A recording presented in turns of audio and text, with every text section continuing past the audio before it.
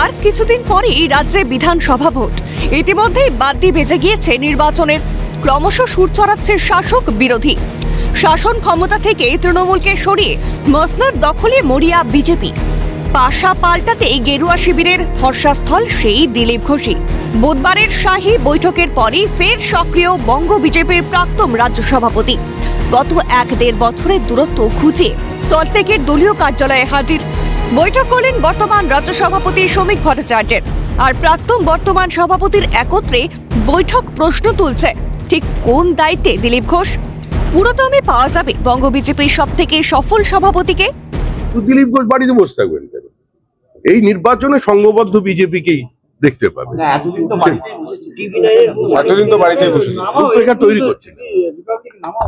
কখন কে কিভাবে ময়দানে নামবে সেটা তো ঠিক করবে পার্টি, সংবাদ মাধ্যম ঠিক করবে না। মাঠ জুড়ে খেলবে, মাঠ জুড়ে খেলবে। রাফ অ্যান্ড টাফ হিসেবে পরিচিত দিলীপ ঘোষের সভাপতিত্বকালেই সাফল্যের চূড়ায় পৌঁছেছিল বঙ্গ বিজেপি। 2019-এর লোকসভা নির্বাচনে 18টা আসন পেয়েছিল।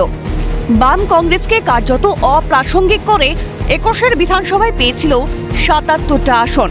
সেই দিলীপ ঘোষই দীঘার জগন্নাথ কালচারাল সেন্টার উদ্বোধনে হাজিরার পর কার্যত ব্রাত্য বঙ্গ বিজেপিতে কোণঠাসা অবস্থা প্রাক্তন রাজ্য সভাপতি।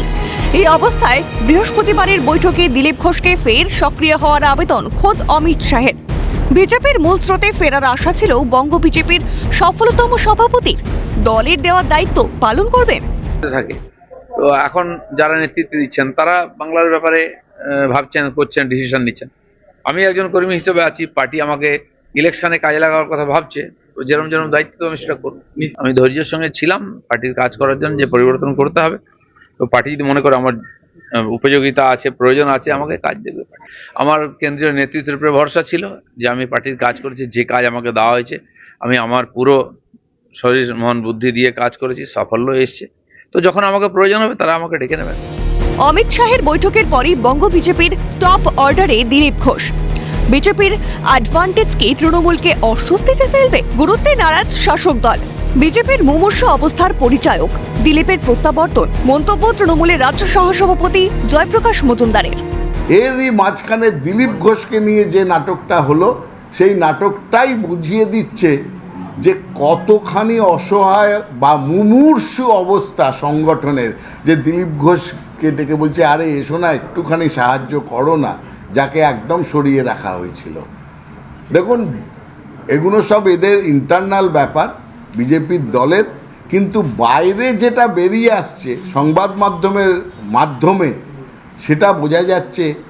তাতে একটা কথাই বলা যায়, পচা গন্ধ বেরোচ্ছে বিজেপির এই সংগঠন তথা রাজ্য বিজেপির মধ্য থেকে। বঙ্গ বিজেপির মূল স্রোতে দিলীপের ফেরাকে গুরুত্ব দিতে নারাজ বাম কংগ্রেস। কংগ্রেস নেতা আশুতোষ চট্টোপাধ্যায়ের মন্তব্য, দিলীপ ঘোষ থাকা না থাকা বঙ্গ রাজনীতির গুরুত্বপূর্ণ ইস্যু নয়। দিলীপ ঘোষ দলে এলো না দল থেকে বেরিয়ে গেল, এটা গুরুত্বপূর্ণ বিষয় নয় পশ্চিমবঙ্গের রাজনীতিতে। কার্যত একই মন্তব্য বামেদেরও।